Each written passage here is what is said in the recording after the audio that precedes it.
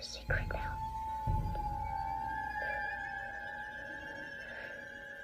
I see dead people.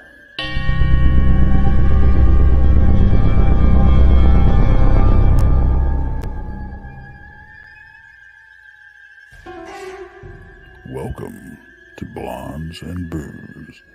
You are about to embark on a journey, one that often leads to more questions than answers.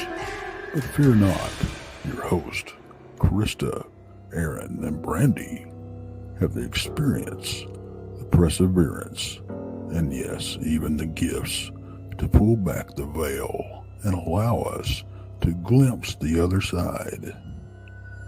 They will share not only their experiences, but will introduce you to world-renowned researchers and experiencers to help you find answers in the murky waters of what we call the paranormal. Their bonds with each other reach far beyond friendship, resulting in a pull no punches approach to the many subjects they explore. Their goal? To open eyes, hearts, and even minds to what lies on the other side, and the answers residing there.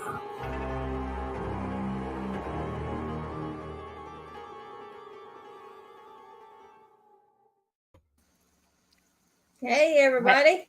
Hey! The faces look a little different in here tonight. Just a little bit.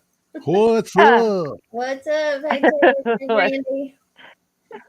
Hey, I just want to let everybody know Krista had to take her daughter to the emergency room. She had a tooth pulled yesterday and is having issues, so she is currently in the emergency room. I know she doesn't want to be there. Oh gosh, I don't even want to be there ever. I hate going there. Well, Anyway, but tonight's show we have two co-hosts tonight. Aren't we lucky? We have Letitia and Tex joining us this evening, which is awesome. hey, everybody. Awesome. And we're just kind of hanging out, waiting for people to jump in to chat and seeing what's going on. Well, anyway, let me just run through what's going on for the week we have coming up in shows in our channels. Just so you know, if there's anybody new out there that doesn't know, I'm going to remind you again. On Monday night at 7 p.m. Central, of course, it's Texas Front Porch. It's Tex and I'm the better host. Just don't tell him that I'm the better host. It's okay. Shh, don't tell him. He knows it. Tuesday nights at 8 p.m. It is Beyond BMR with Bigfoot Michigan Rob. On Wednesdays at 7 p.m. it's Donny Cho Says Stuff. And at 9 p.m. Central, it's Danielle Diva and the Diva Dimension. We'll talk about her in just a second. On Thursdays at 12 p.m. Central, it is Brunch with Bigfoot Michigan Rob and his old new co-host, Tex. Should I say his old new co-host? Yeah, there you go. Thursday evenings, of course, it's Blondes and Booze at 8 p.m. And on Fridays, again at 8 p.m. Central, it is Blondes, Booze, and the Woo.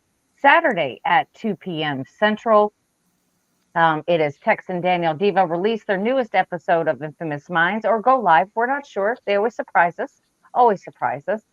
On Sunday nights, a big shout out to Midwest Night Watchers. They come on at 6 p.m. Central. And for all of you that don't know, Barton Nunnelly, of course, Inhumanoids with Barton Nunnelly comes on at Wednesday nights at 8 p.m. Central. Thank you. Just wound that in there. That was Trying to get it all in there. Yeah. But you know, we have Donny coming on tonight, and of course he's my Asian brother from another mother.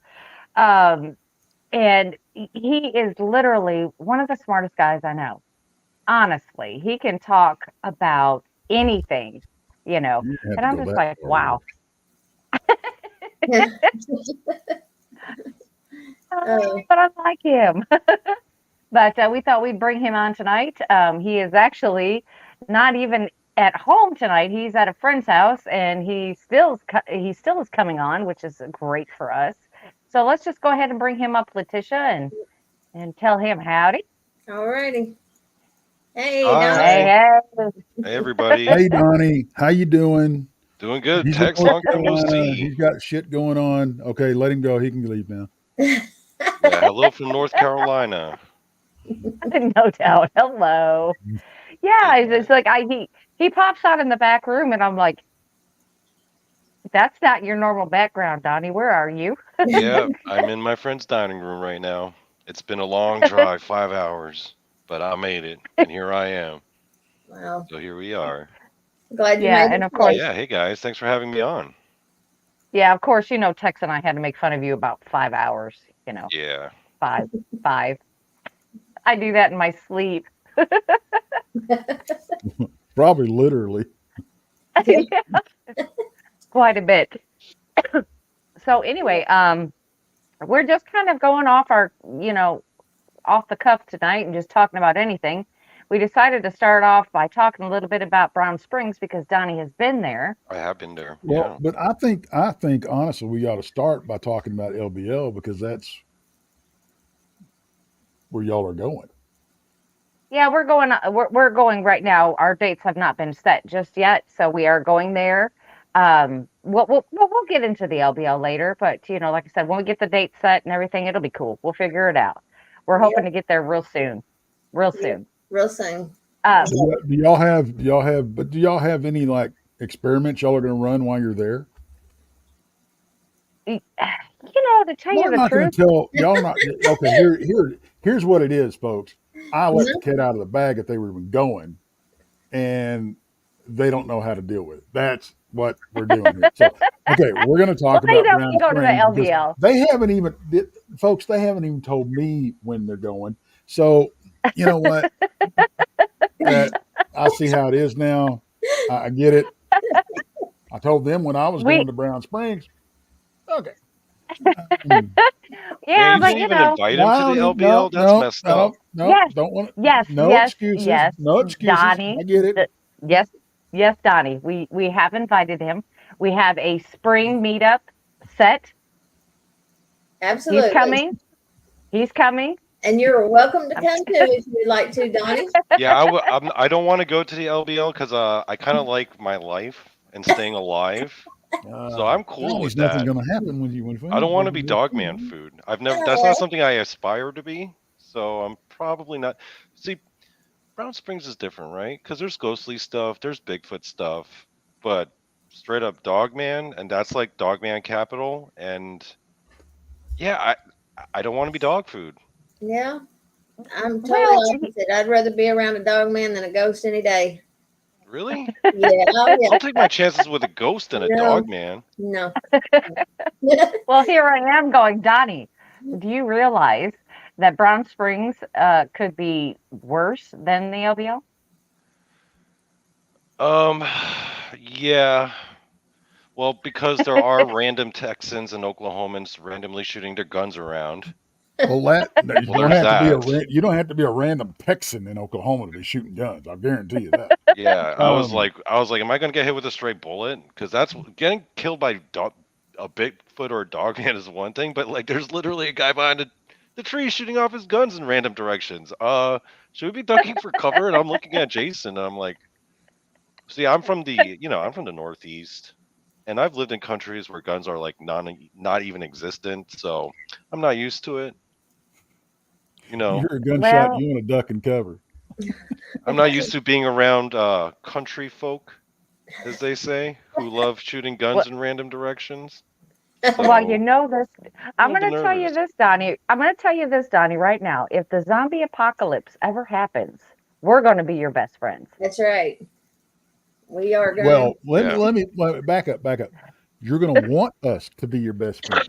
We may not be Hmm. because at that point you become a liability. Right. But see, all we have to do is trip him. That's it. Right. We I'll just be have like, Well, to trip guys, him. That's I'll do the gardening. I'll do the chores. just You know, regardless. we need gardens still. We need someone to grow vegetables. I don't know how to grow vegetables, but I'll learn. Well, we still And, need you guys somebody. Tex can handle the security. We'll need him. We'll need him. Oh Lord. right on. Yeah, that's true. That's true. You know, I am and go ahead. I am a little bit disappointed, though. Not a little bit, very disappointed that I didn't get to go to the fish fry because I do like fish and I do like eating fish. That's the main reason. It was good though. It I heard was. I Texas It actually was couldn't really taste good. it. is really good Spit at it out. cooking But it was fish. good. Yeah, yeah, yeah. And I took all the I took Crystal J and all the young guys up to the cemetery at nighttime. Mhm. Yeah. Yep. See, I eat And plenty of and fish. I'm just not used to them being cooked. So every time I eat a cooked fish, it's always like, oh, this is novel. Because, I'm always having it raw. Ooh. Mm-mm. So That don't sound good. What? That's like oh the only way I eat fish. Whenever I see people cooking fish, I'm like, what are you weird people doing? You aliens, you're cooking fish on a fire right do you now? have the same reaction when you see somebody petting a dog or a cat? No, I mean, I have dogs and cats. I don't eat fish anyway. Cook, raw, any of Really? it. What about fish sticks? No, no. I eat tuna fish out of the package. That's it. yeah, you know Well, what my mama says about that, you eat quite possibly the worst kind of fish you could Right, possibly eat, but you won't right, eat right? the good stuff that's actually good for you. right. Yeah, yeah. My mom always says, if you turn your nose at food up at food, it means you're not hungry enough. That's right. You're That's true. absolutely right. That's true. But I'm And I was telling just you, kidding about just eating raw fish. That was a joke. In Korean cuisine, there's plenty of cooked fish as well. Yeah. So that I, was I I was was just sitting kidding. here. Yeah.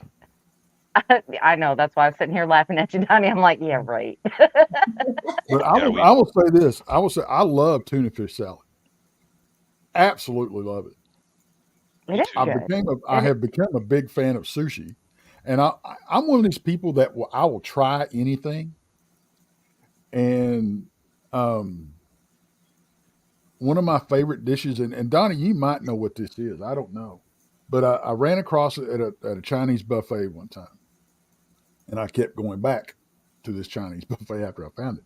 But it was uh, like sautéed in like a hot garlic sauce, Hmm.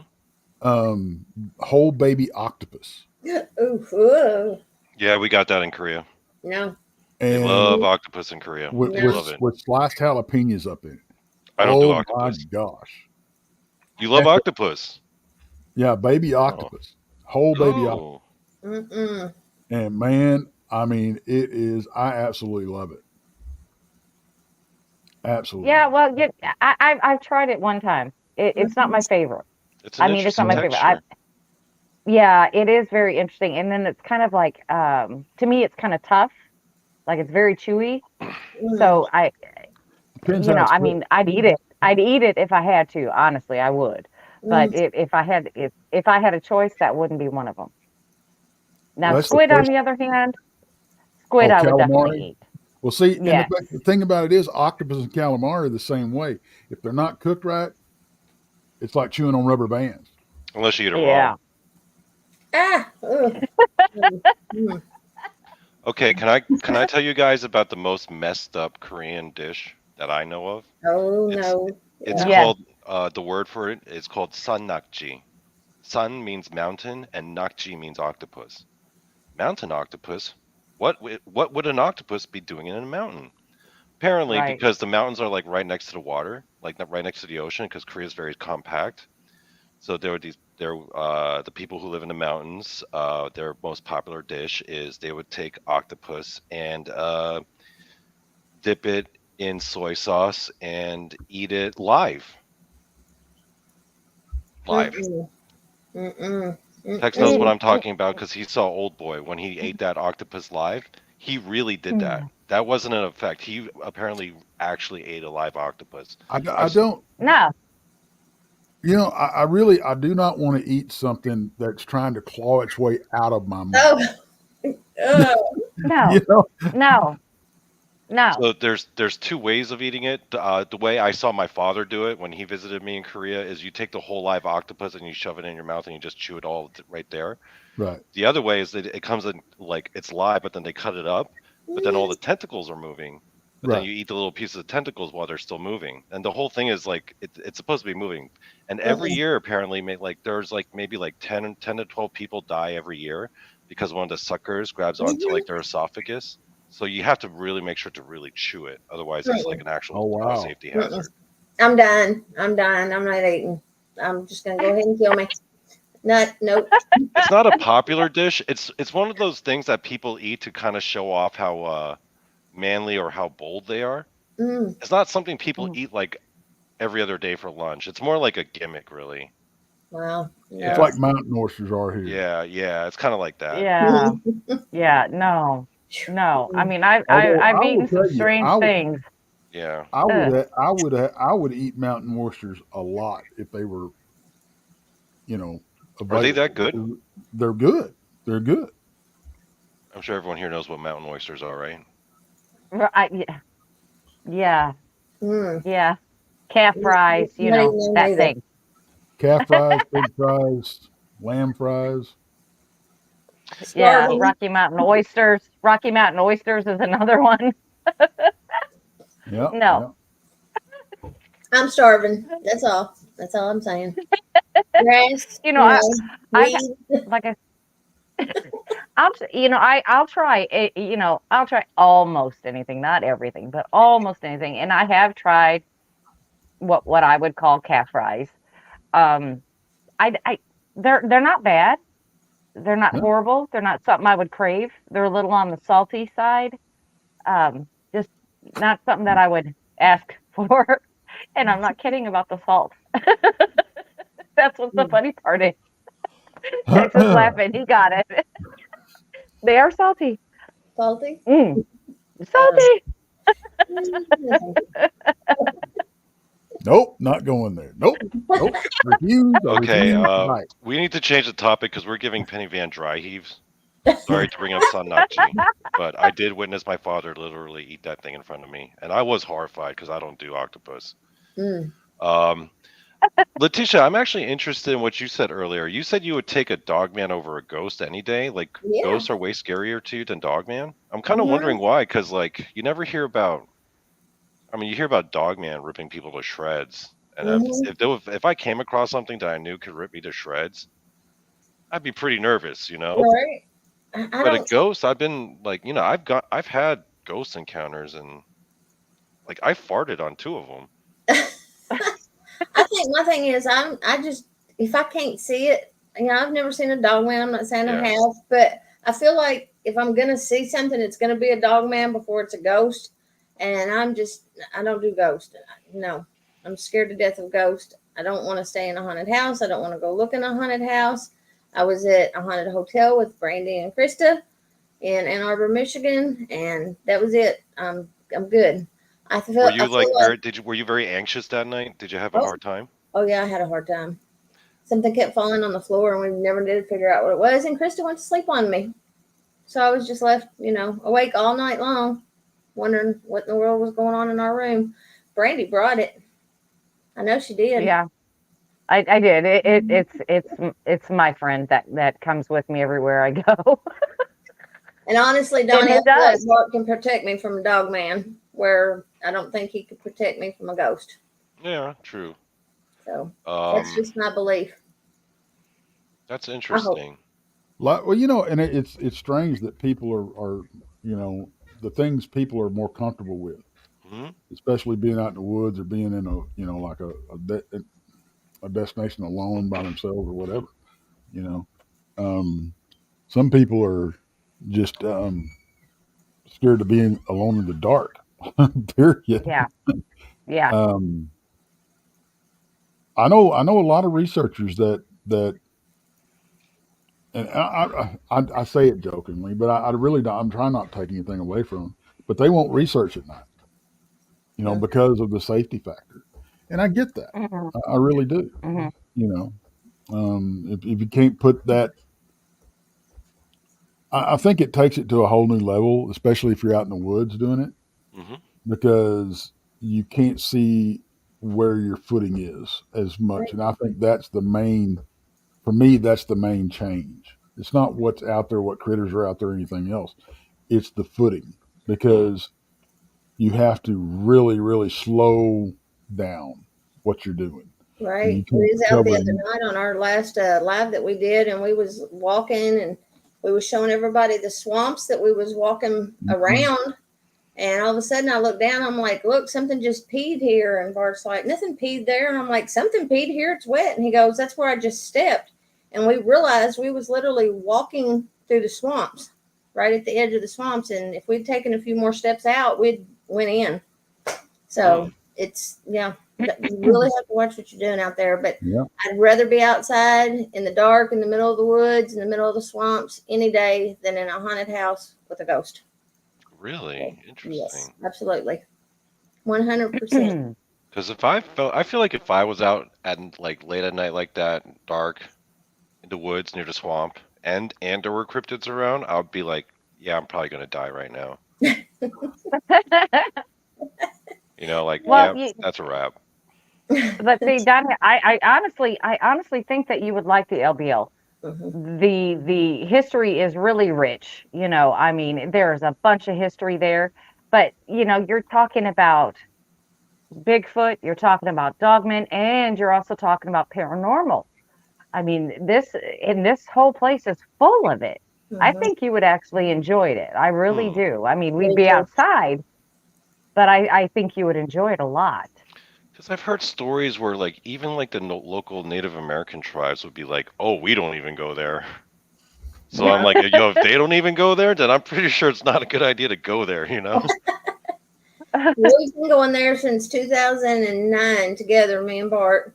Mhm. And we've camped out on the supposed kill site and, cooked out steaks and down there by ourselves. And at that time, we didn't even have a gun. All we had was a knife. I think a machete maybe, and one of his little knives.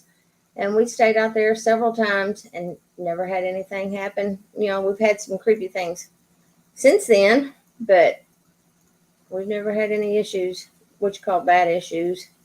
So I don't. Mhm. I don't. I don't know. I just don't.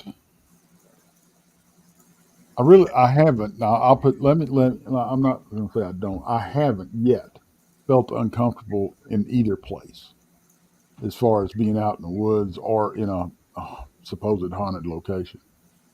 Um, but if I had to choose, I would. I mean, the woods is going to be my go-to because I feel it's not going in a haunted location. It's not a comfort factor for me as far as the I shouldn't be there type thing. It's just it's inside. I mean, that's just, I would rather be Do, outside.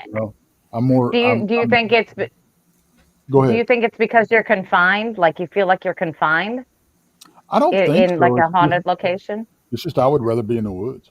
Me too. And I also feel like I don't feel like I can get an attachment to a dog man. I don't feel like I can bring a dog man home with me. Whereas I hear of so many people having attachments with ghosts, and I don't want to bring a ghost home with me. Yeah. I don't know. I'm pretty sure I'll know if the dog man's in my back seat. So, I don't. I don't know. I think it's just I'm more at home in the woods me than I too. am in somebody else's house or an abandoned building. But it's not. It has nothing to do with the comfort level or the scary factor or me choosing one. I would rather just be out in the woods. I just rather be out in the woods. Me too. I don't care if I'm looking Yeah. for something or not. Hell, I'm sitting in my own house. Guess what? I'd rather be out in the woods. Well, Me that too. raises a good point. Me- I am the opposite. I am extremely nervous and anxious when I'm in the woods, primarily because I'm very scared of ticks and Ah, like yes. weird like snakes and ticks. One of my childhood best friends got Lyme disease real bad, and we have Mhm. real issues with ticks and Lyme disease here in the Northeast. So like Mhm. it's real bad, and Lyme disease is no joke. So What I get was real nervous. I always make sure I have long sleeves on. I try to wear a hat. I don't want ticks. Those things. I'm more scared of that than anything else. That and like poisonous snakes. like Yeah. just getting bit randomly. No, thank you. No, thanks. I don't need any crazy parasites invading my body. Right. Okay. Yeah, I don't. Right. I'm not a big fan of ticks either. I mean, I No, have found some all natural repellent. Um, Brandy, did I give you a bottle last time we were out? I can't remember. I can't. No, you didn't have an extra bottle. You said you were going to give me one, but I never did get one. I can't. I couldn't remember. But anyway, um, it's all natural and is the best stuff I have ever found. And it's made. It's made by um, crap. Um, it's on the tip of my tongue. I'll look it up and I'll let y'all know what it is. But if you can get it because it don't make you stink. It doesn't make you smell. Because it's got all the natural stuff in it. And it doesn't. You don't smell like bug repellent. there's Can a I- Bad one enough to made get out from there. silly I goat wonder- soap. If I you've wonder ever heard if, of silly goat soap, they have some really good bug repellent. Yeah. Hmm. Yeah. It's I all wonder handmade. if Bigfoot and Dogman are just like covered in like ticks and lice. Which is another reason why I don't want to get near them. I'm going to say no, and I'm going to give you a good explanation why. Okay. Probably the same as the mine. show. I was watching the show, and did you know that there's monkeys that they have found that bust open this type of fruit and rub it all over their bodies? Mhm. And there'll be lines of monkeys sitting on a branch, and they'll be busting these things open, and they'll be rubbing each other down with this stuff. Why? Because this fruit has sentinella in it, Mhm. and they've figured this out. Now we've, as far as the Bigfoot and the Dogman and stuff, you kind of have the same natural repellent as far as cedar. Repels that share some of the bugs. But you also have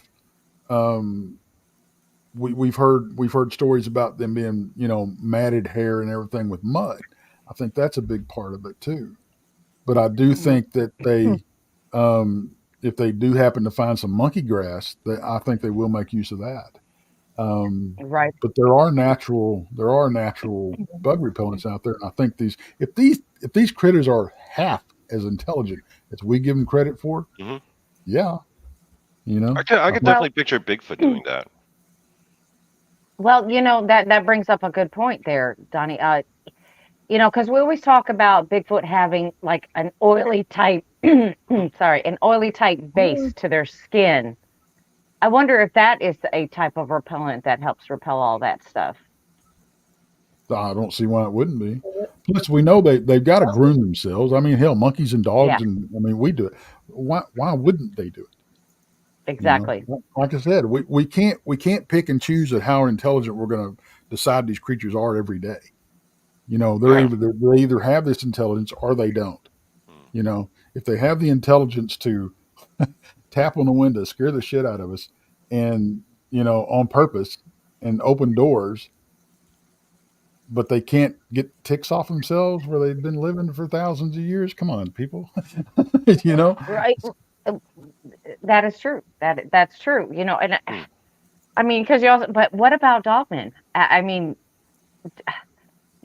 My poor dogs, when they get a flea, they chew their skin until Right. it's raw. Now, I Yeah. wonder what dogmen do in that case. I can't imagine I mean- Dogman going foraging for a special fruit and be like, "Oh, this is the fruit that I can use to rub away the ticks." I don't see I can't picture Dogman doing something like that. I feel like Dogman all day would just be like murder, murder, murder, kill, kill, kill. Yeah, I don't think they're like that. See, that's. Yeah. Oh, and I think they'll probably. by the way, Gary Ogle's birthday.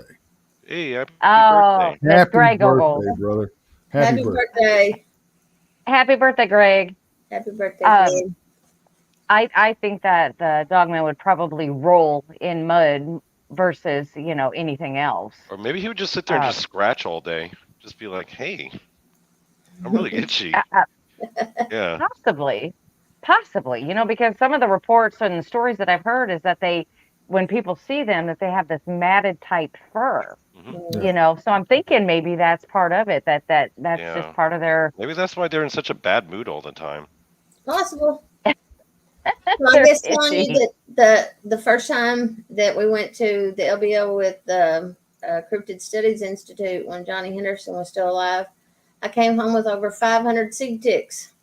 Bart had Yeah. about 300 seed ticks, Mm. and we Holy picked mackerel. and we shaved and we did everything possible to get these ticks off of us. Yeah, look at that face. That was incredible. Mhm. But you know what's worse than that? It's chiggers. Oh, Chiggers. chiggers are horrible. What are chiggers? Chiggers are these little tiny creatures that embed into your skin and they itch. And I mean, they itch for days and weeks and months. And they're Now, I will horrible. tell They're you worse than this. ticks. You can't see them. Something that I found out not too long ago was the heavy duty pantyhose, the thick pantyhose. They can't get through that. Oh, wow. Mhm. Really? Yeah. I'm going to try that. Yeah. Yeah. I wonder if that's Yeah, I'm like gonna have to. maybe if that's like the Bigfoot and Dogman's kryptonite. Could you imagine? Like you bring out like a little jar filled with like sugars, and then Dogman stops in his tracks. He's like, no, not those things, and he just runs away. I understand. But see, I can't. But see, we suffer. I mean, as humans, we suffer through the chiggers and the ticks and everything. And but if you'll look at all the other wild animals, wolves, coyotes, and everything, they survive all this stuff. Mm-hmm. Yeah. Okay. If these animals are surviving something like that, surely these that we, say are, super intelligent as far as other animals go, yeah, they gotta have answers. Probably better ones, right? Than the average animals would Yeah, have. and they have opposable thumbs, so they could like be like, Yeah. Yeah, picking they them could off. pick. Yeah. They could. Mhm. I mean, I've never shot a coyote that was covered in ticks or fleas. I've Hmm. never seen a raccoon that was covered in ticks and fleas. Now, deer, whole different ball game. Whole different ball game. I shot a deer, a 10-point buck one time, and it was a warm year. It was Thanksgiving weekend. It was 70 degrees, and when I shot this buck, and I was going to carry him back to camp, I threw him over my shoulders.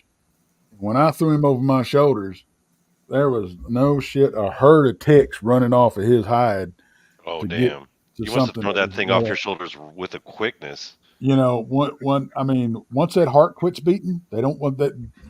They bail. They bail, yep. Yeah. All they want's that blood. Fresh Yeah, blood. Mhm. Mhm. and I don't know why that's the case. But I've never killed any other animal, pigs included, that had that problem with those type of parasites. My neighbor raises possums. She'll, like, if the mother gets hit and Yeah. the babies are out in the road, she'll raise the possums. And possums are actually our best friends. They eat all of those critters, Yep. and they have no ticks on them, no chiggers. They don't have anything. That's So, why all the other animals are so cool with them, because they're like, hey, we'll come along, we'll groom you. right? So always remember, possums are your friend. They really are. Yeah, we at where I grew up out in the country, it's being like everything else. They're moving development out there now, and a lot of people coming in from California, and yeah, cows get ticks bad too. And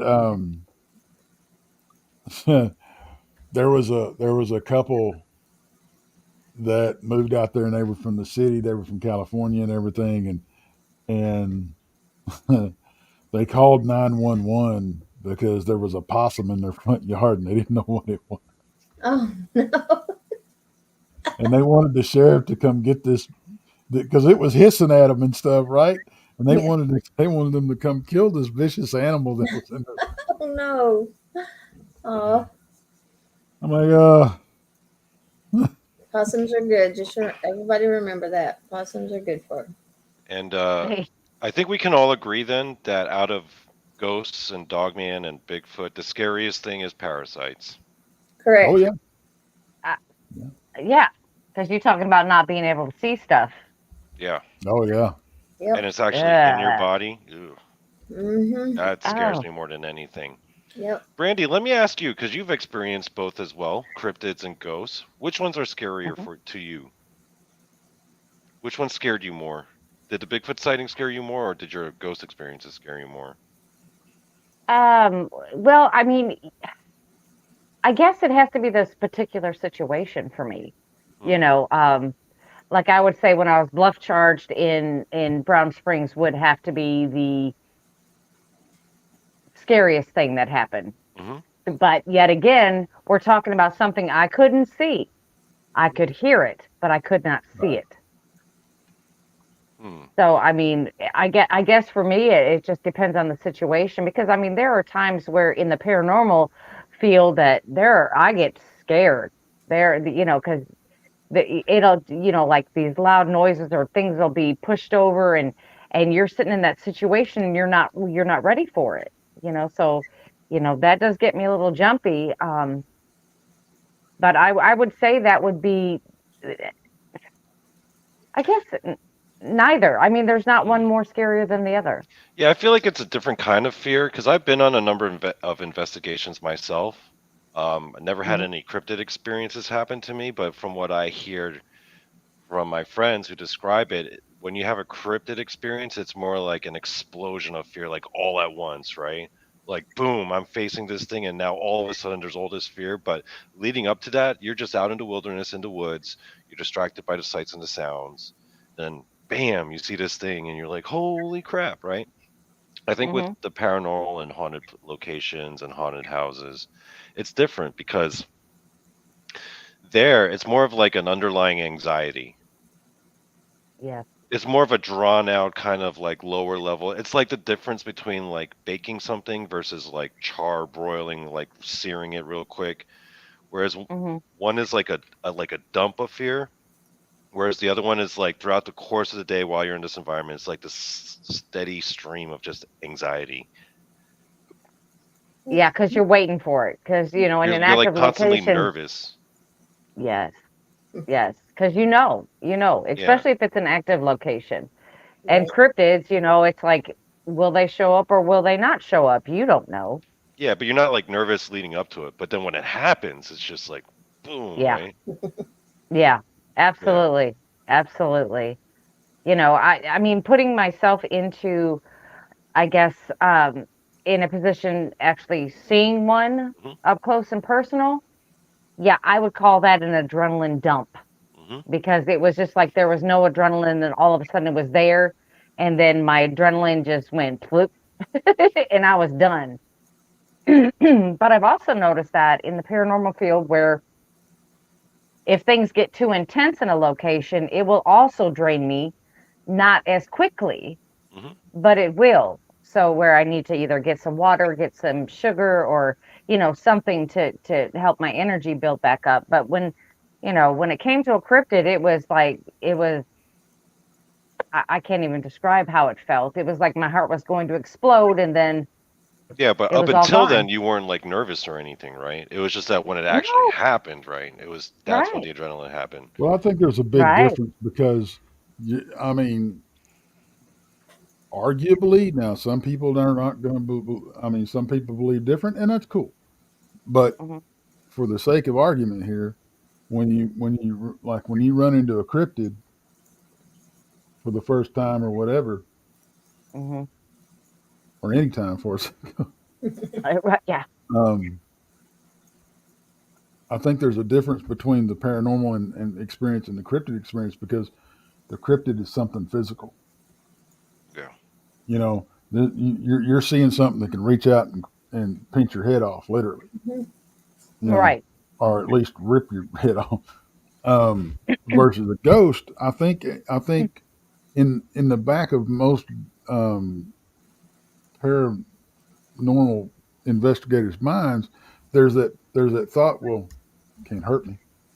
I'm protected spiritually, so this thing can't Right. hurt me. You know, but I don't think there's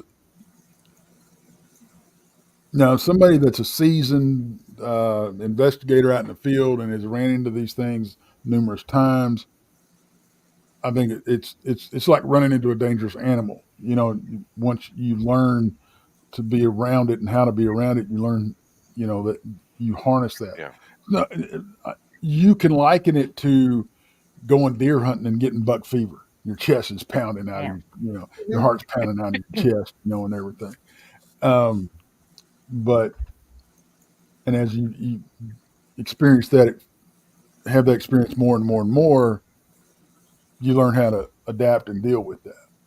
you know. Mhm. But the first time, like you, Brandy, the first couple of times you had an experience, I mean, the first experience, first sighting you had, we honestly at that point we didn't, and we still really can't 100% say it was a physical creature. Right. We feel it was. It looked like one. Mhm.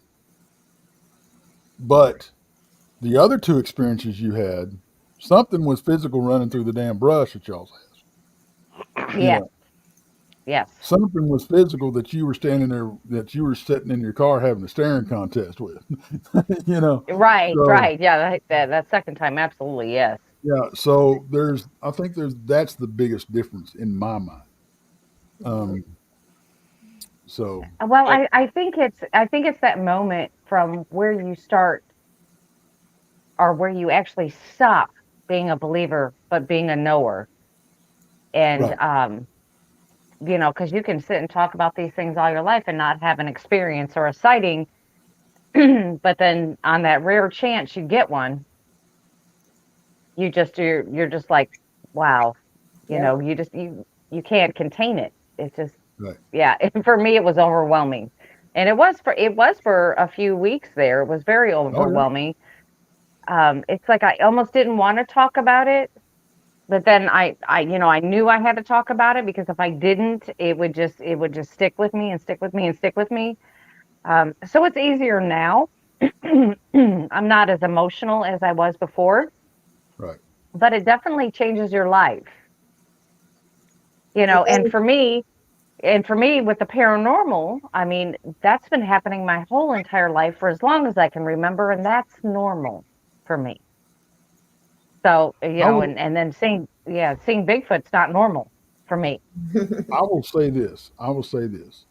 I was more scared as far as being frightened and everything, and like fearing for your life.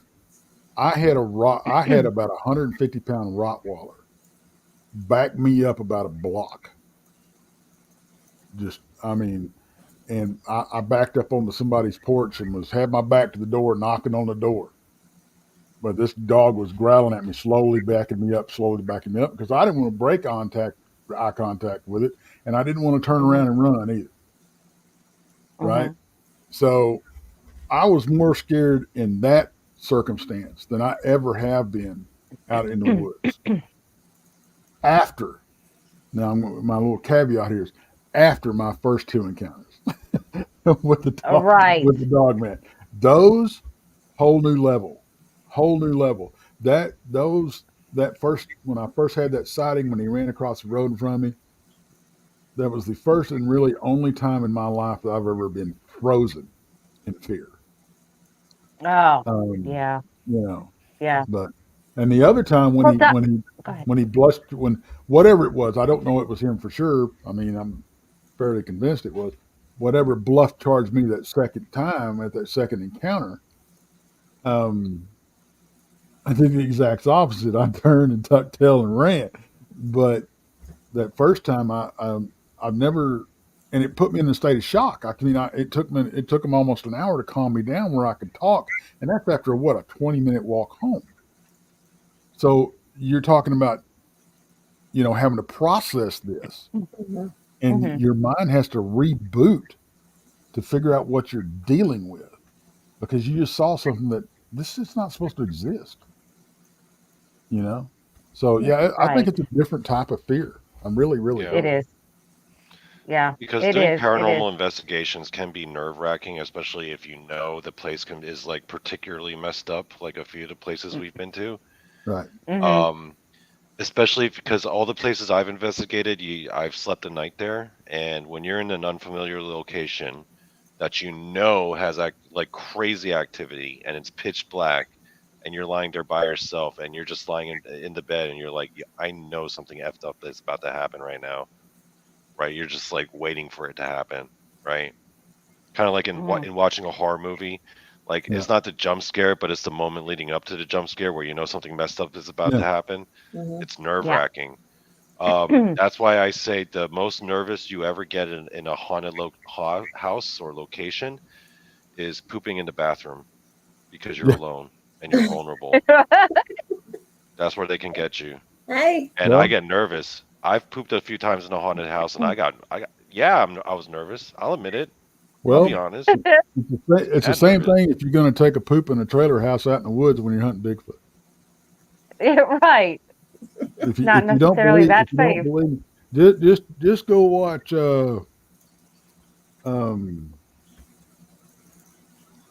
good grief, Boggy Creek Monster. Yeah, Legend of Boggy Creek. Yeah. Yeah. Yeah. Breaks through the window. Yeah. Yeah. I'd be like, oh no, oh no. Okay, so Donnie, tell me this. Now, knowing what you know about Brown Springs, and then you and Jason McLean went there, and you went up to the cemetery, how did you feel? Did you feel kind of that adrenaline pumping as you're going up in there? No, it was more me realizing how out of shape I was after climbing up that sandy path and being like, man, I got to quit smoking. So I was a little too winded to be adrenalized. We were there at like noon in the middle of the day, so I was fairly confident we weren't going to experience anything.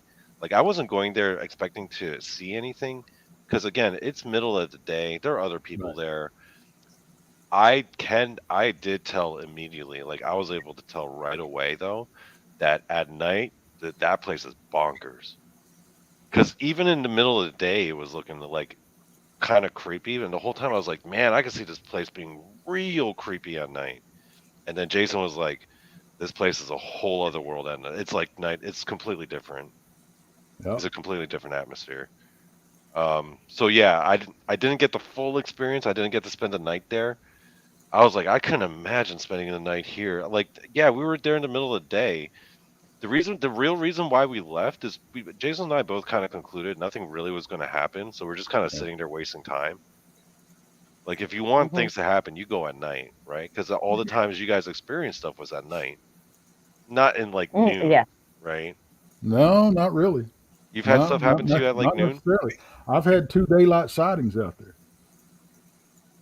And I know, and I was with, I've been with 1, 2, 3. Yeah, I've been with 3 other people that's had daylight sightings out there. First time I saw Bigfoot, well, the blonde Bigfoot that I saw was in the daytime. It was a daytime sighting. Yep. So you never know. I think that now you get messed. I think you get messed with more at night than you do during the day. Yeah. You'll have your sightings and stuff. You know, your get lucky sightings. I call them during the day. But at night, I think that's when they come in and jack with you. Yeah. You know, that's when they start throwing little pebbles at you and shit like that. You know, right? And trying to count coup as they call it. But so, Tex, when you would do your like solo overnights, you would never get nervous like sleeping in like the tent or anything like that. You're like, damn, I'm by myself. It's the middle of the night. I'm in this crazy place. Never. Most of the time, I didn't even really sleep in a tent. Oh, you slept in the car?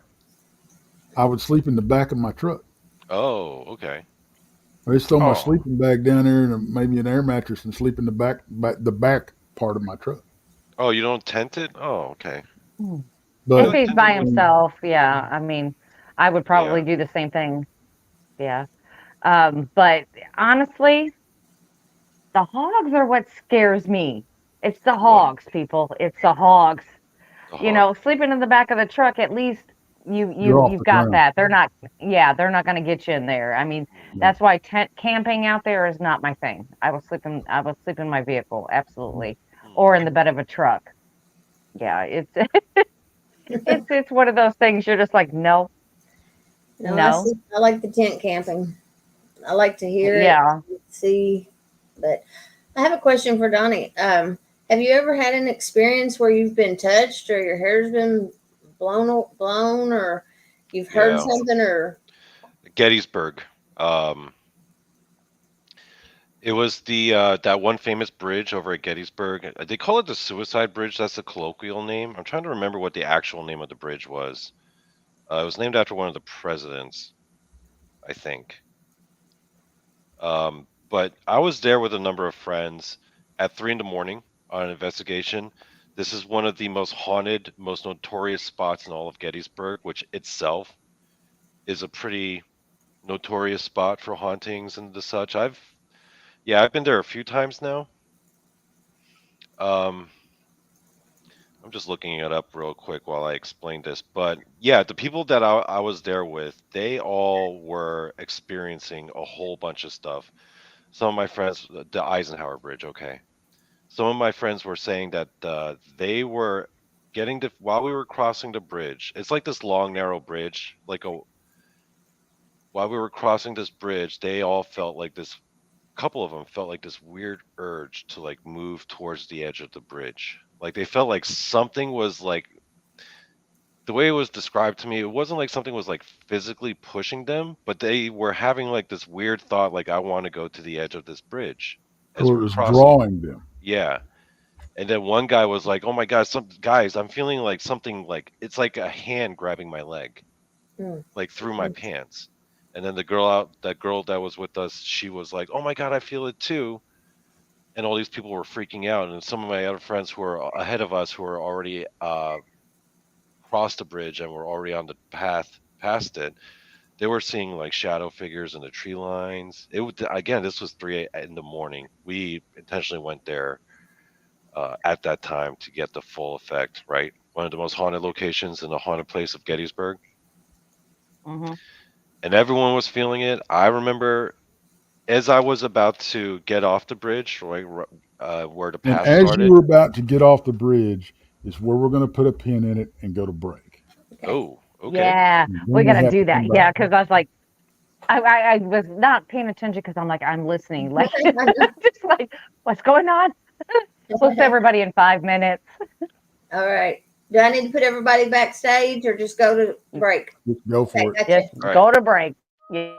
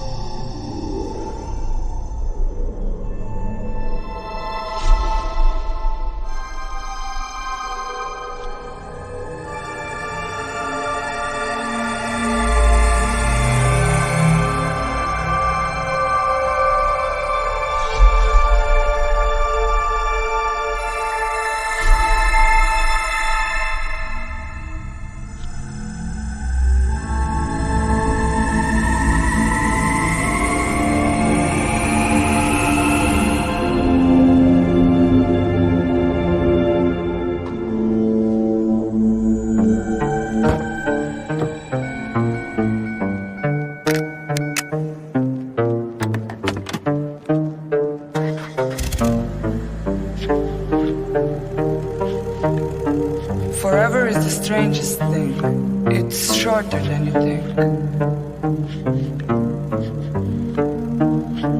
No think.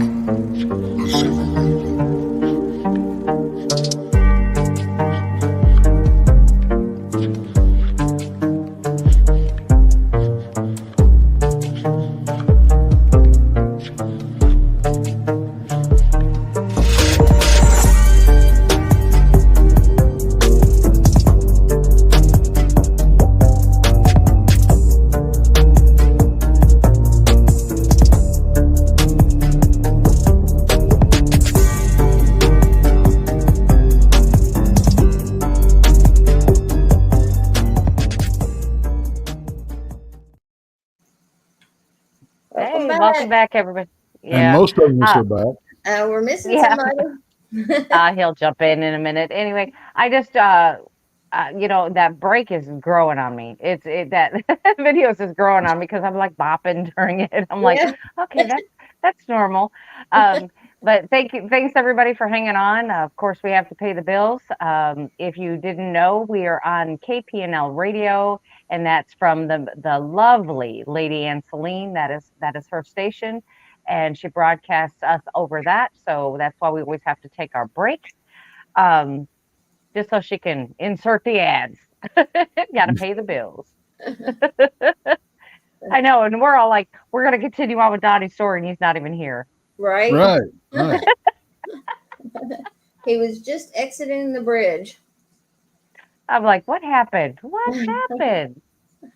But anyway, we talk about that kind of thing, and somebody had mentioned about the Lost Colony. Of course, that's Roanoke, and they were talking about that maybe it was dogmen that were the culprits in that.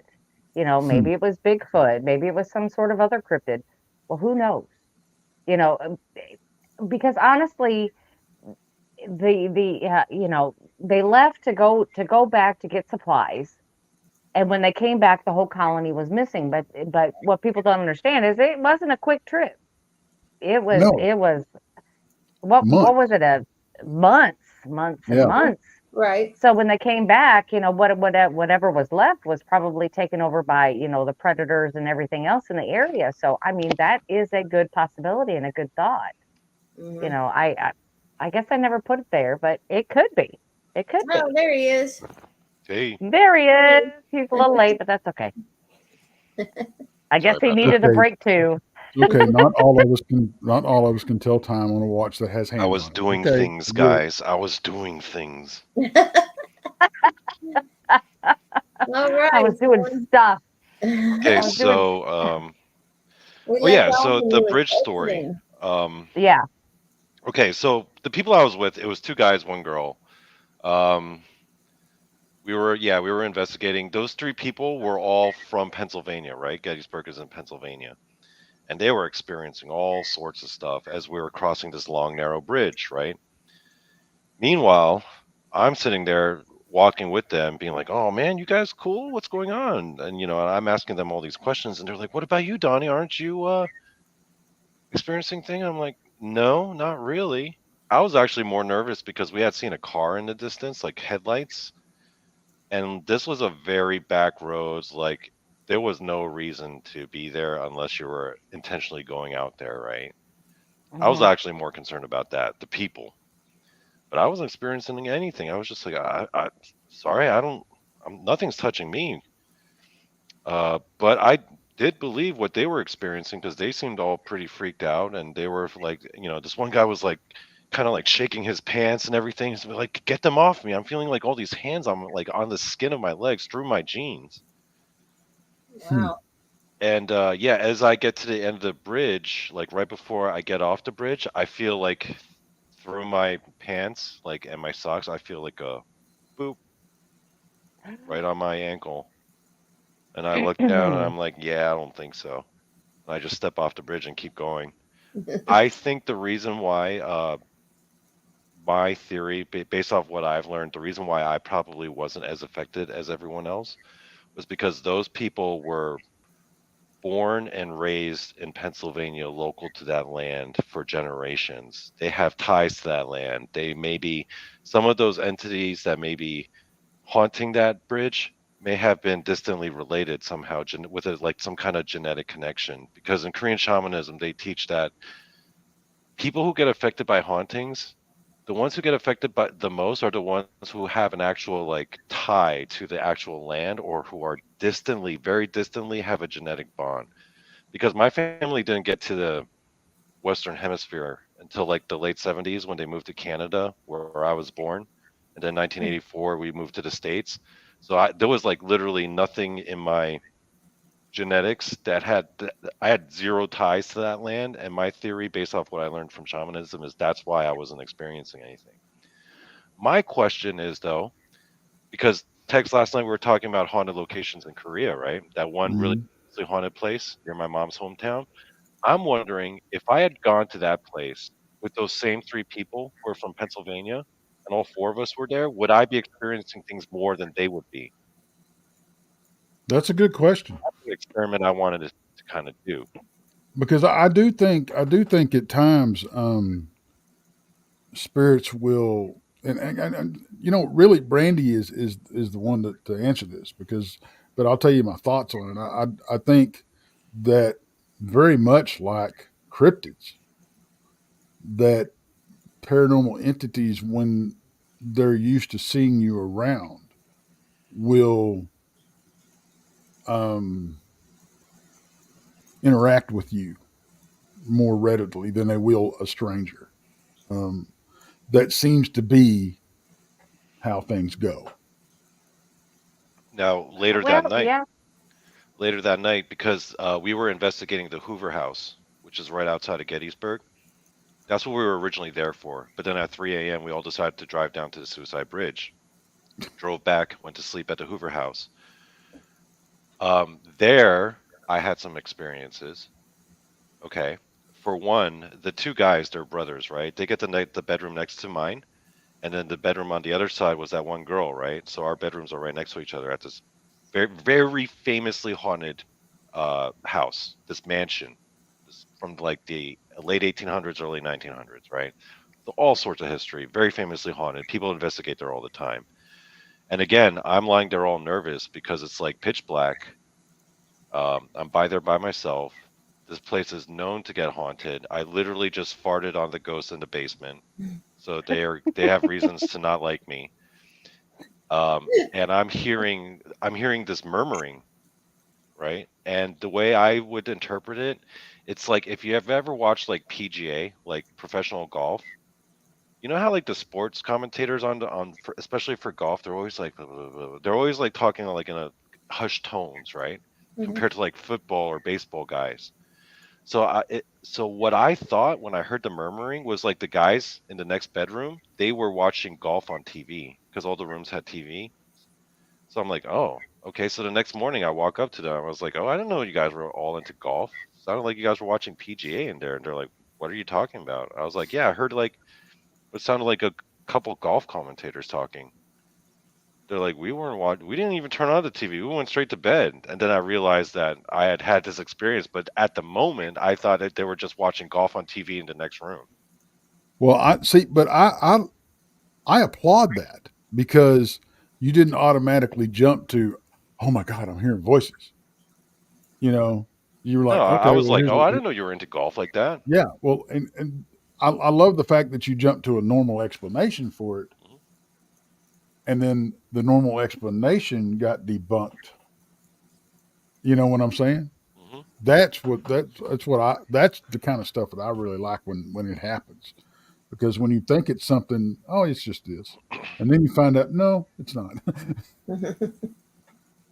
I can understand that. I mean, going back to what you said, Donnie, about if the people went to that haunted location with you in Korea, would it have made a difference, or would they have felt something, or something had been done to them? And I'm going to tell you this: there have been locations that I've been on where they have said, well, this particular entity doesn't like women, or this particular entity doesn't like men. And I'm telling you what, it's a real thing. It's a real thing. I've seen going into a location, I've seen men that I've been with in our group actually get scratched or their hair pulled or all kinds of things happen to them because they went into a spot where they say, well, this particular spirit doesn't like men. And it does happen. And Tex can tell you, okay, we both went to the Haunted Hill House there in Texas. We at separate times. Yep. And they were saying something about what was it, Tex, that they really like women, or it was something like that. Well, Willie does not like women to play poker. Right. Women, he's very misogynistic. Women should serve drinks and know their place. That's kind of the whole thing there. And if you did sit down and play poker, it got kind of nasty because he would get upset. Did you try playing poker there, Brandy? Yes, absolutely. Sure did. Yes, I did. I did all kinds of stuff there. But he doesn't. And evidently, Willie doesn't like people standing behind his chair when he's playing poker either, because that's why Bob got scratched. Right. Now we were there. We went in as a group of women, and we're sitting all at the poker table and we're playing. There's chips on the table. Well, there's not chips on the table. Actually, there's just equipment there. Right. And all this other kind of stuff. And so we all decide we're going to get up and move to a different location and all this other kind of stuff. And the next thing you know, we hear this slam on the table. And it sounded like if you had a stack of chips there, how it would sound if you hit the table with the chips there. Like somebody smacked their hand down or playing cards and like I win and threw them down there or something, they hit that table. That's what it sounded like, but there was nothing on the table that would make that sound. We tried everything that we could to recreate the sound with anything we had sitting on the table, and nothing made that sound, but it was definitely the table that was hit. So, I mean, it was very strange. And in that house, we had so much activity that, we were all in there questioning, are we really going to sleep in this house? Just a regular old house. Well, just a regular house. It used to be a brothel. It used to be a lot of things. And there was a lot of Was it like one of those old timey mansions? No. It's an old 1800s house. Saloon / brothel house. Yeah. And it's got many rooms to it because you can tell where, they had their poker room in this room and that room. And then they had the actual rooms. They had the rooms, and then they had the upstairs to it and things like that. I mean, there was just so much activity for us women in there that it was just nonstop. Even when we went to sleep, which I did sleep for a couple hours in the house because we were actually going to Brown Springs the next day, but got a couple of hours of sleep. But I could hear them coming up. That you could hear them running up to where we were. You could hear them talking, and then they'd run away. Really? It was very strange. Yeah. Very strange. But then Tex and Randy were talking about that their activity was, it was there, but it wasn't as pronounced. It just wasn't as prevalent as it was with us. I mean, with us, it was just nonstop. They were having fun, and that's all there was to it. Because like I said, we laid down. I think part of that, the weirdest thing that happened to me while I was there was I was napping. I was sitting on that couch in that first room, and I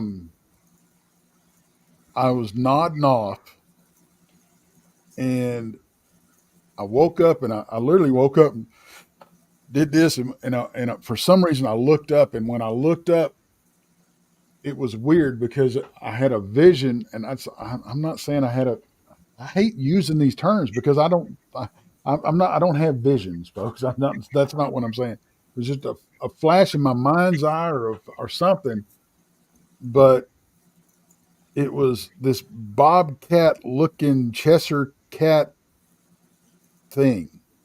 Okay. And I'm like, the hell did that come from? Literally. And I just shook it off. I didn't think nothing about it. The next morning, when the investigation was over and they had came in and we were talking about the activity, and they had talking about the EVP that they had caught, that type of thing.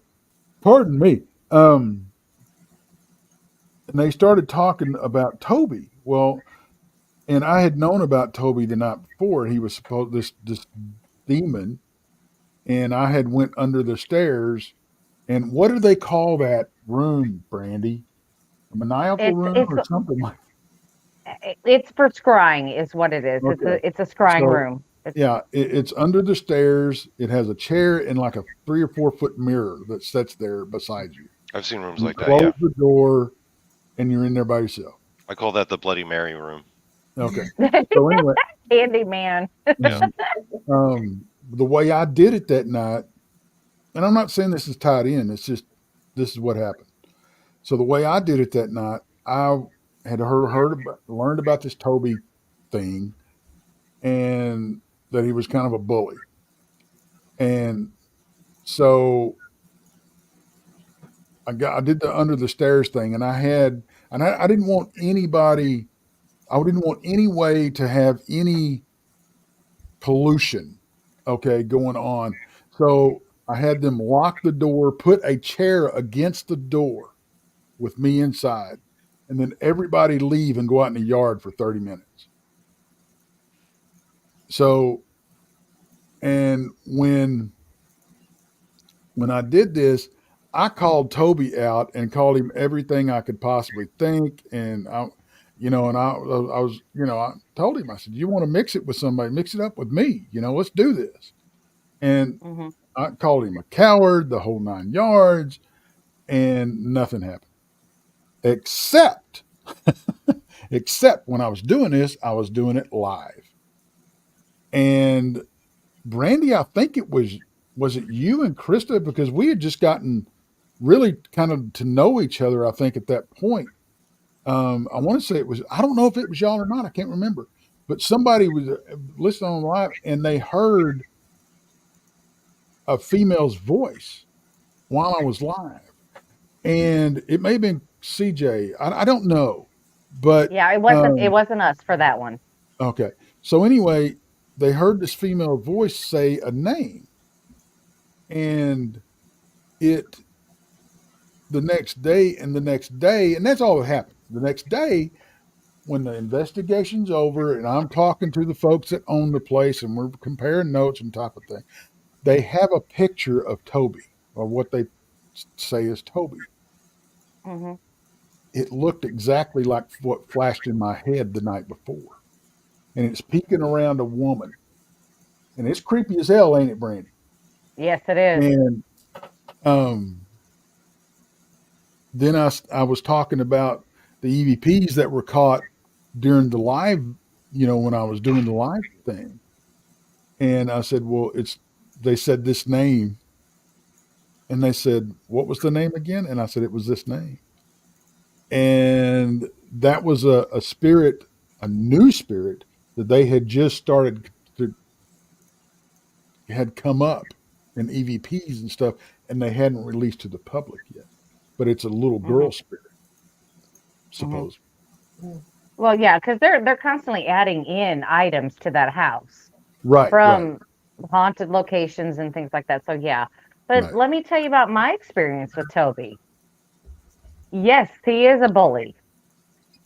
He was, every time I turned around, I would be looking in one direction, I'll turn another, and he'll start yelling at me. You could actually feel his breath on the back of your neck as he's yelling at you. And it does not sound like he's like, you can't understand what he's saying. It sounds like a whole bunch of S's, like it's very hard to explain, but it's like when he's yelling at you, you can hear him say the words, but it's all this hissing going on while he's talking. Right. So, yeah. No. And then the picture text that you were talking about, I think they may have that. I can't remember if it's upstairs or in one of the bedrooms now, but it is definitely there.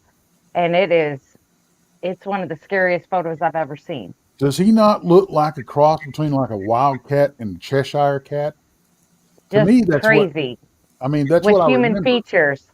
Yeah, you with straight human up heard features. like this voice behind you just yelling in your ear like that? Yep, Whoa. it happened all night long. Male All night voice, And long. female another voice? thing that's really creepy Male about voice.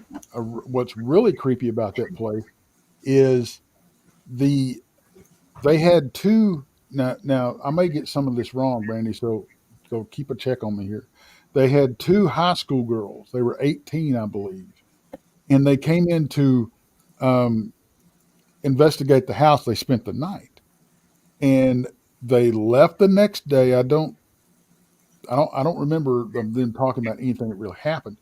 But they left the next day, and nobody ever saw them again.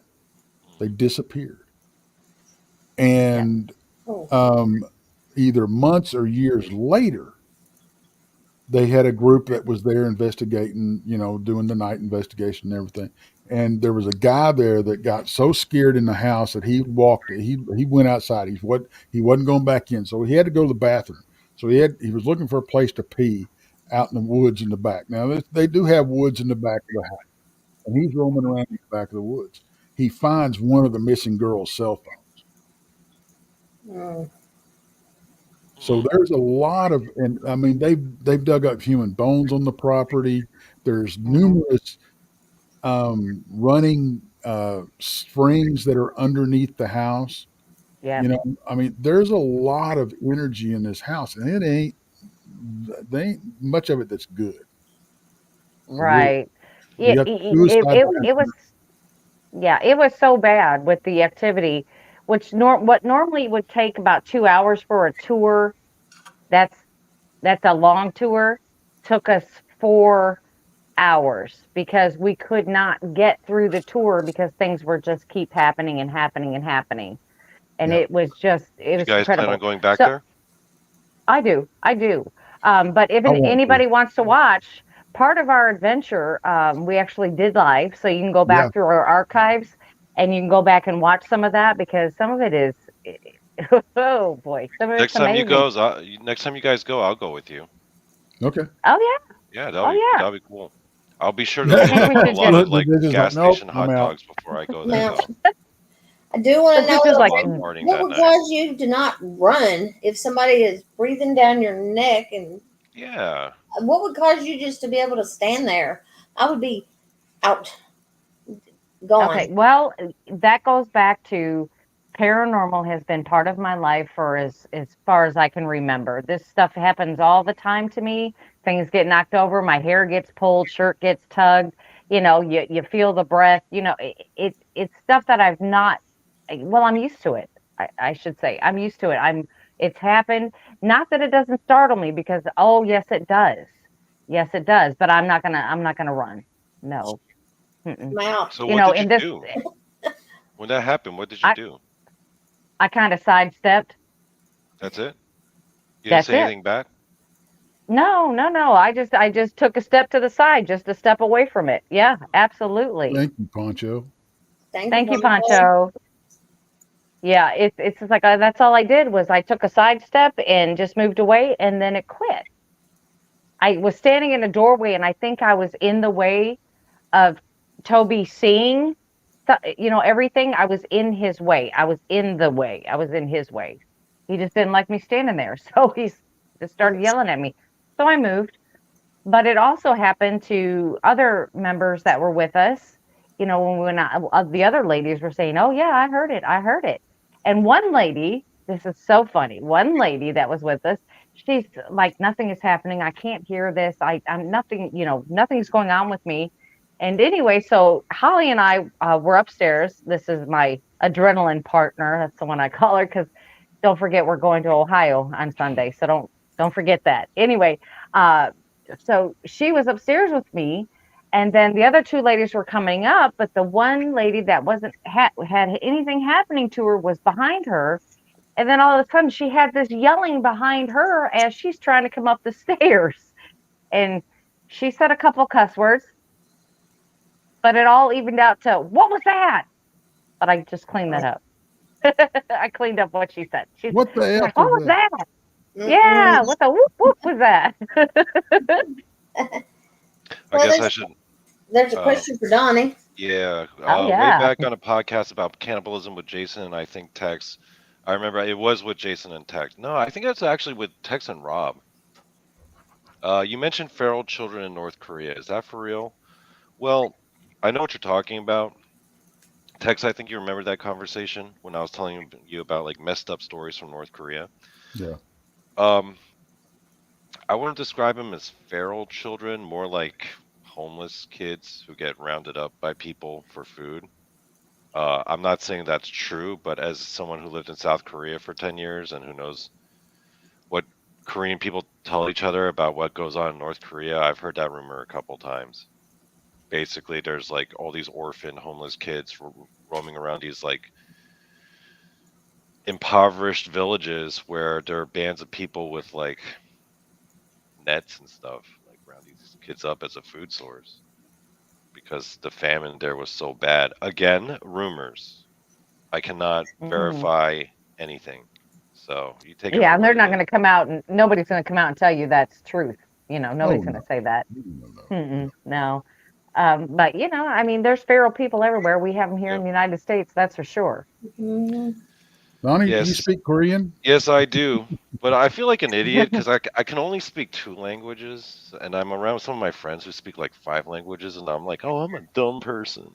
Oh, Like I'm a Danielle? dumb. I only speak 2 languages. That's Well, Danielle speaks you- like 4. Like, what? Yeah. right. Well, Donnie, you're getting to learn Texan. Yeah. I mean, you can understand Texan now. You're getting Yep. there. You're getting there. It's hard to really know what goes on in North Korea though, really, because it's so just. Mhm. I'm sure there's a lot of real crazy bad stuff though, especially like what. Yeah, you heard about what Kim Jong Un did to his uncle, right? With the anti-aircraft gun? Yeah, anti-aircraft. He had his uncle executed, not by a firing squad, but they used an actual anti-aircraft gun. This dude's body was vaporized. wow. Mm. Yep. That is a whole new level of I want you gone. Yeah, Right? yeah. Yeah, and never to return. Yeah. Wow. That's I crazy. can't understand that. Oh my goodness. I don't know. When you grow up on it though, and you've grown up on it for several generations, it's just all you know. Yeah, yeah. I mean, You know how it's just the it's just Mongols hard. got so good at killing? Because in their culture, the kids, the youngest kids, like their diet is almost all meat, right? Because nothing really grows there. There's no arable land in Mongolia and Siberia, so everything's meat. But in Mhm. their culture, the duty, the way they delineate like the tasks for the different family groups and the village members, it was the youngest kids' roles to do the butchering. So they Oh, have kids as young as 3, 4, 5. That's their task. That's their role in the village is to do the butchering.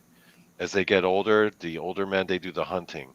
But when you're a little kid, your job is to cut up dead animals' bodies. So from a very young age, they just get used to death and killing and blood. So for mm. the Mongols to do what they did, I mean, they grew up on it their whole lives for generations. For them, killing is a very easy thing. Yeah, So I can definitely see that. I mean, you got to think about it. They got to start them young. You yeah, can't let I them. mean, if you think about it though, it's that you can kind of compare that. Now, I'm not saying, but you can kind of compare that to growing up out in the country hmm when you're slaughtering your own animals. hmm That's how I grew up. I mean, it was a big neighborhood thing when we slaughtered pigs because everybody would come over and the um, one of the men would go out and shoot a pig, and then we would tie rope on its hind legs, and it was us kids' jobs to drag it back to the barn where we're going to hang it, and then slit its throat, let it hang, and then boil it and slaughter it. Because you boil the hair off of them. You dip them in a 55-gallon barrel of boiling water, and then Was it good eating though? huh? Was it good eating? Oh hell yeah! I mean, that's what I grew up. I mean, we grew, slaughtering pigs Yeah. and I mean, chickens and Oh, turkeys I and miss a good pig roast because I used to have a lot of Filipino friends, and Filipinos, they're all about yeah. the pig roasts. I'd go to some of those parties that they throw, and man, that was some good eating. I I miss told, that. I did put an order in with Nicholas because he's shooting pigs on a daily basis. Yeah, Yeah. that And guy's killing I'm pigs left going and pig right. hunting. I'm going pig hunting with him out there in December. Hmm. But the I told him, I said, I want about a 50 to 80 pound pig because I'm gonna smoke the whole thing. Hmm. Hmm. Are you gonna do like a big cookout? You should do a Brown Springs pig cookout. We could do that. Yeah. We could do that. Yeah, Wait, does that's Jason fair. eat pork? He eats pork, right? Yeah. Okay. It's hard to tell. That guy's such a Bible nerd. You never know what rules he's maintaining. Sometimes I have to make sure you do eat pork, right, dude? Right, right. Well, and I do have to tell a story on Nick.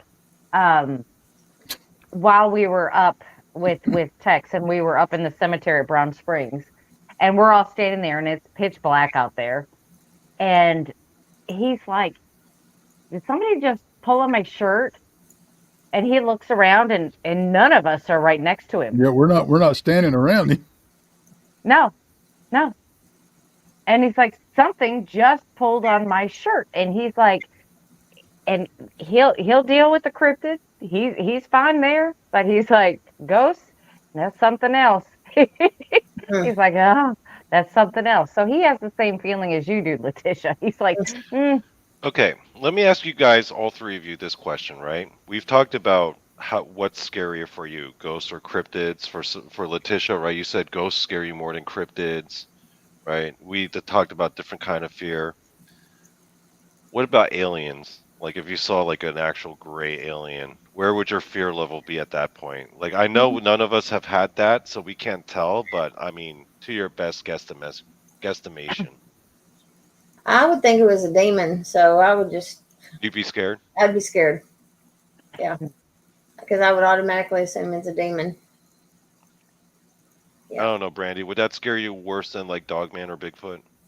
yeah, yeah, Yeah. absolutely, absolutely. Because because they have mobility, they can go up in the air and go, to where cryptids and ghosts. We're right here. We're planted on Earth. This is where we are. The aliens, on the other hand, they could take you and just go, yeah, just go. And that scares me worse. I think I don't, I'm not one of those people that would say, hey, it's a UFO, come take me. I'm not that person. I am not that person. Mm-mm. I, I don't I know, just don't Tex. think I have it in me. What about you? Do you think that would scare you more than your Dogman encounter or any ghost You know, encounter?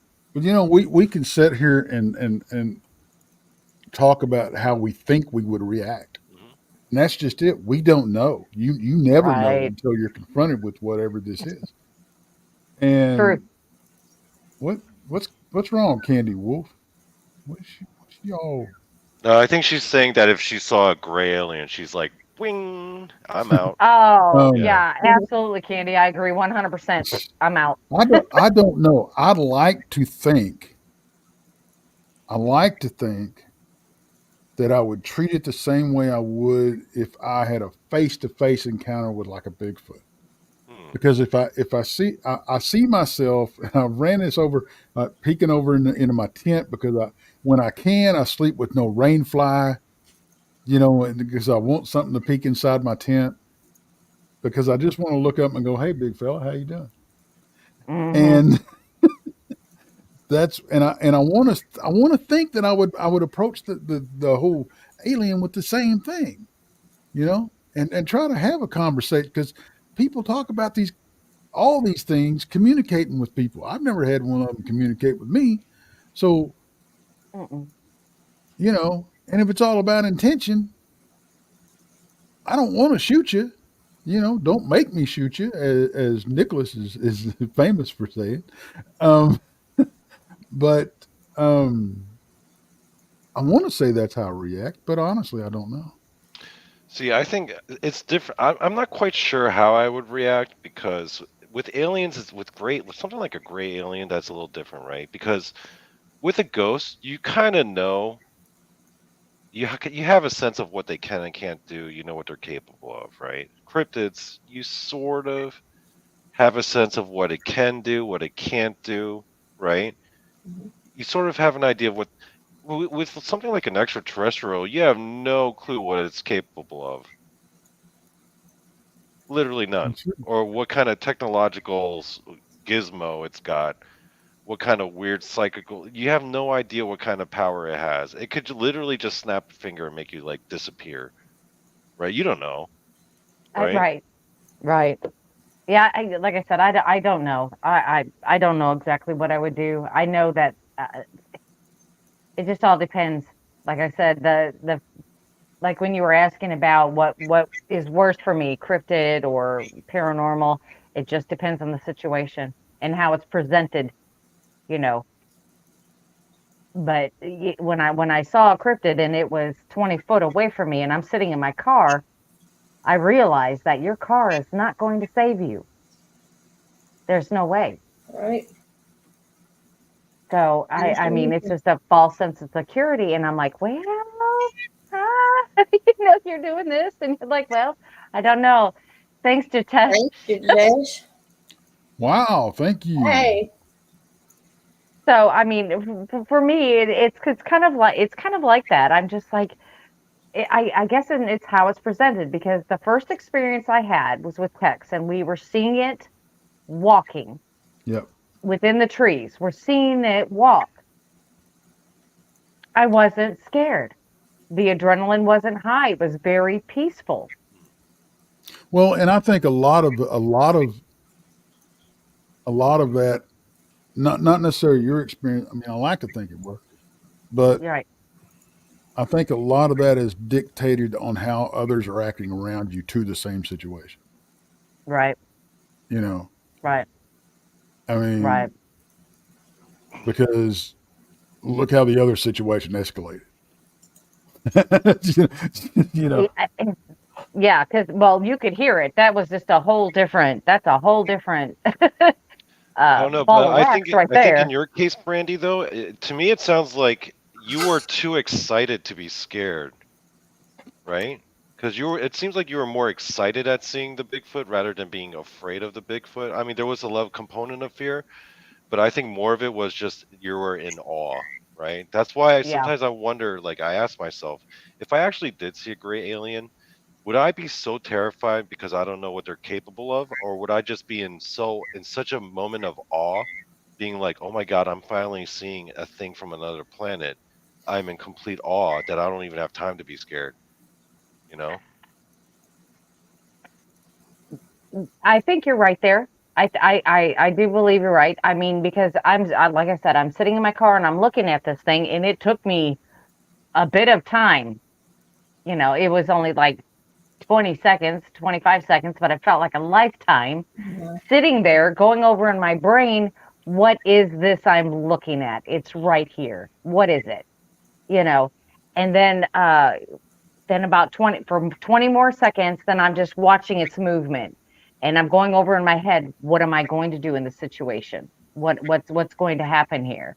So my brilliant idea was just lay back down, let it do its thing. Let's just not make any waves. Let's just be quiet, you know, because this thing was huge. You just don't realize how enormous these things are until you're right there with them. You just don't understand.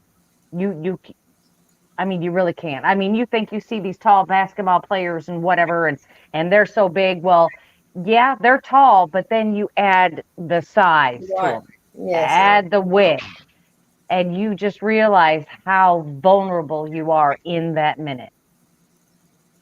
that's why I don't think people talk about them being 12, 14, 15, or even longer. I'm longer, Taller, Caller. that word. taller. Um, and I don't think that's what they actually are because I don't think people understand how massive something 8 feet tall and 4 feet wide at the shoulder. Really is, No doubt. you know. No And doubt.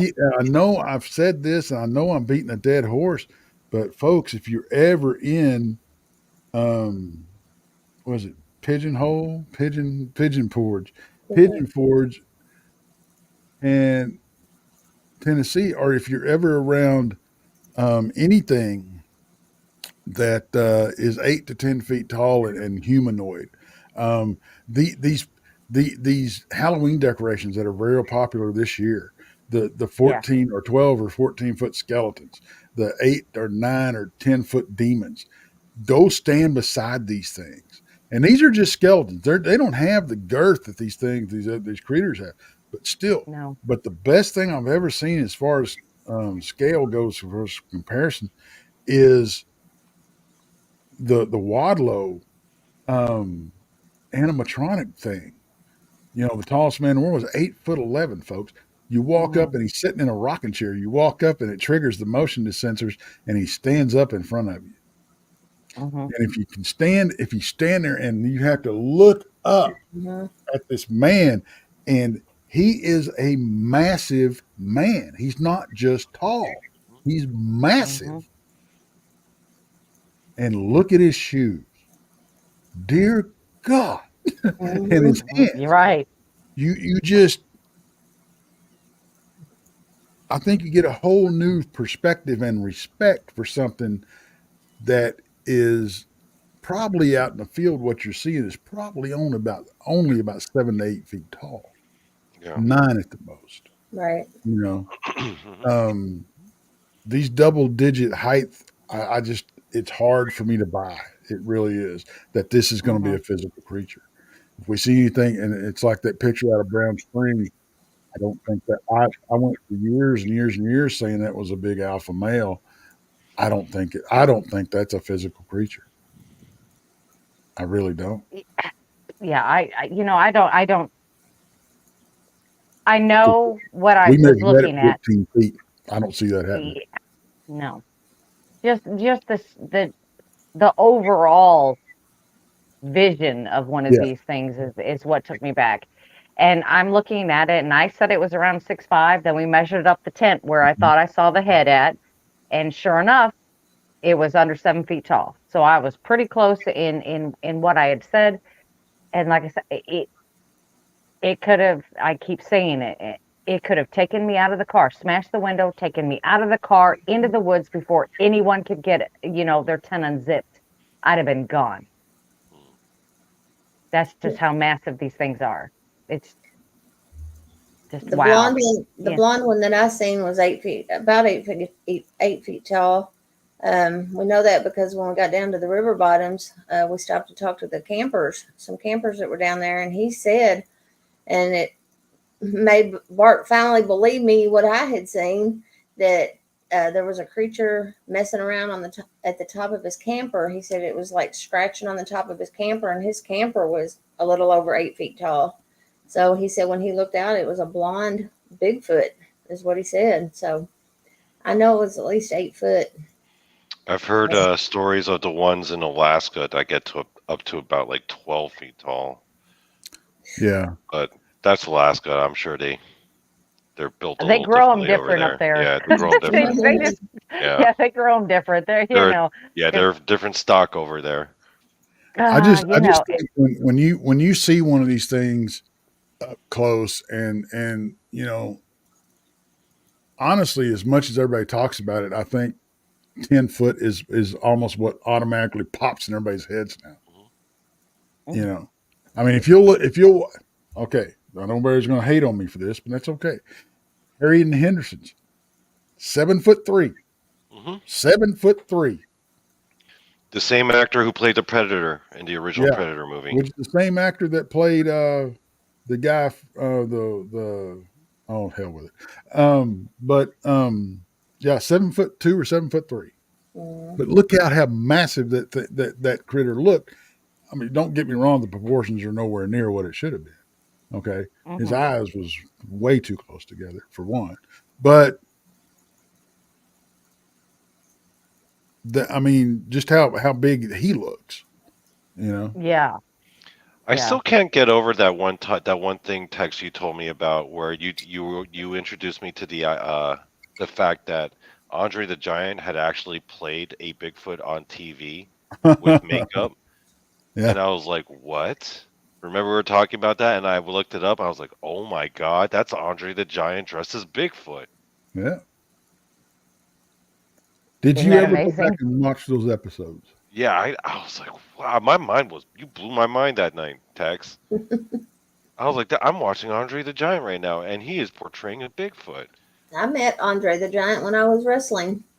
He is a giant. He was a You giant. met him? Yes, I wrestled You around him. wrestled? Yes, What? I was a professional wrestler for years. Under what Surprise! name? I need to look this up now. What Oh, was your somebody's wrestling going to name? be on Donny Cho's I was show.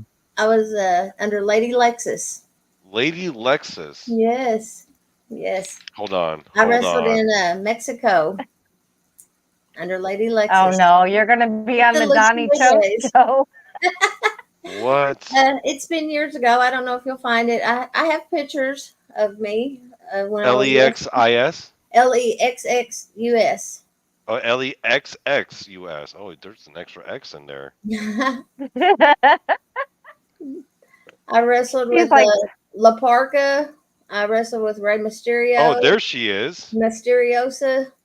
I wrestled with Hollywood. I met What? I That's met a you. lot. I met a lot of people when I wrestled. Wait, I'm not sure if that's you. Hold on. Lady Lexus. Did you sometimes just go as Lexus? Nah, usually it It was was Lady always Luck. Lady Lexus? Hmm. Mexico? Let me look up Mexico. I can't. Letitia, how Yes. could you not have told me this? you just got a fan, Letitia. You just got a Oh, fan. next time we're on, Wait, I'll show you some you pictures. wrestled in Mexico? Yes, What was yes. that like, wrestling in Mexico of all That was places? great. That was great. Whenever you wrestle in Mexico, it's like a religion to them. Yeah. And I mean, they Mexico and love Japan. it. Mexico and Japan, those are the two places. I was gonna try to, while we're on here, see if I could find just a couple of pictures. Hex, did you know this about Letitia? I did not. A lot of people don't know I that. did. I did. Yeah, I did. I don't know if I Actually, can find it, my pictures. So, Well, Donnie is. Letitia, If you didn't know, Letitia, Donnie is a huge wrestling fan. well, so are Oh, you, okay. Tex? yes, Yeah. yeah. Wow. Yes, I wrestled. The place that I wrestled for, the company I wrestled for was BBW Wrestling. So what was it like meeting Andre the Giant? I It gotta was ask. he was giant. It was really nice. He had a hard time talking. I couldn't really understand a whole lot of what he was saying. He did have a hard time talking when I met him. It was later on, but I have a picture of me with him actually, and I will find it. I also have a picture of me with Dustin Rhodes. The Fabulous Ones helped train me. So, yeah. Oh no. Hey, There's Donnie. There's a show. There's a show. There are several shows. There are several shows. Yeah. yep. So, Letitia, did you have a signature move? I did. The Lady was- Death Drop. The Lady Death Drop. Yes, it was a DDT, Hmm. but I named it the Lady Death Drop. Okay. So, yeah. Did you have like a special variation of the DDT, like the how there's different versions, like the one with like the hammerlock DDT, or it was just regular DDT? It Like was just Jake the Snake regular, but I Roberts. usually did it on concrete. Oh, well, I mean that's how they roll in Mexico. That is how they roll in Mexico sometimes. And let me tell you, the reason I quit wrestling in Mexico is they wanted me to start bleeding, and I was not willing to do that. Hmm. So, I always hated the thought of bleeding. So, You ever do any like indie shows stateside? I've done a lot of shows in the States. I wrestled in Louisville, Kentucky. I wrestled in Corden, Indiana, Evansville, Indiana, different places all over Kentucky. We did some state fairs. We did a lot of fundraisers. When I first started, it was Lady Lexus, and it was spelled with 3 X's. And my saying was "not as I want to be." And then they asked us to start doing some fundraisers, so I kind of made it a little more friendly and took out an X, and I kept not as I want to be, because I was.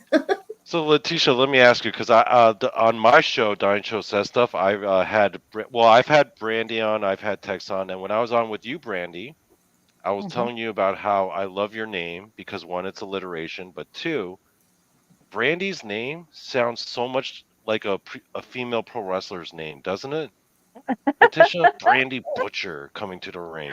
Yes, it does. It sounds like, I could be like mean and hurt people. Remember, Brandy, I came up with a catchphrase for you. It was, "I'm here to chop some meat." Yeah. That's it. I cannot find I don't have any of my pictures available, like right at the top of my. I'd have to go. Well, that's all right. We'll let Donnie get a hold of you, and you guys can do his show on it. Now, Donnie, you have a show coming up with Randy and Jason. We're still trying to figure out with Randy and Jason. Okay, let me give you a little bit of a backstory. So Tex and I and Randy, we did a show last night, but the same night, a couple hours before, I did a show with Jason about dinosaurs, because Jason has had, on all of his podcast appearances, Jason has mentioned about his views on dinosaurs and how they fit into the Bible, and he's a bit of a young Earth creationist, right? And he will always reference it. But I was like, you know what? Jason's never actually done an episode where he just lays down his entire point of view on dinosaurs. So after the show that Tex and Randy and I did last night, I was telling them about the show I had done with Jason prior, a couple hours earlier. And then Randy was like, I was explaining Jason's worldview on dinosaurs and the young Earth creationism. And then Randy was like, "Man, that's the stupidest shit I ever heard." And I was like, "Oh, really?" And I was like, "Would you like to tell Jason to his face on my show?" And Randy was like, "Oh, yeah, I'll tell him." So then as soon as I got off, I immediately called Jason. I was like, "Hey, Jason, you know that show we just did? Randy just said that was the stupidest shit he's ever heard." And Jason, like, you could just hear, like, just heavy breathing. And I was like, "Here's my plan. Randy's already agreed. He's going to come on, and he's going to explain why your point of view is stupid. And then you guys are going to battle. I will be the guest referee. I asked Tex to join us, but if you're still willing to do like an opening intro promo, but we're planning a battle. It's going to be ugly, so I'm going to have to be the referee. Make sure things don't get out of hand. But it's going to be Jason's religion versus Randy's science, and it's going to be chaos. Great. Yeah, because they're both sarcastic, really sarcastic. So this should be just a phenomenal show. I gotta lay some ground rules though. There's gonna be ground rules. I'm gonna make sure, like, okay, guys, no, you can cuss, you can insult, just no name calling, no dissing each other's mamas.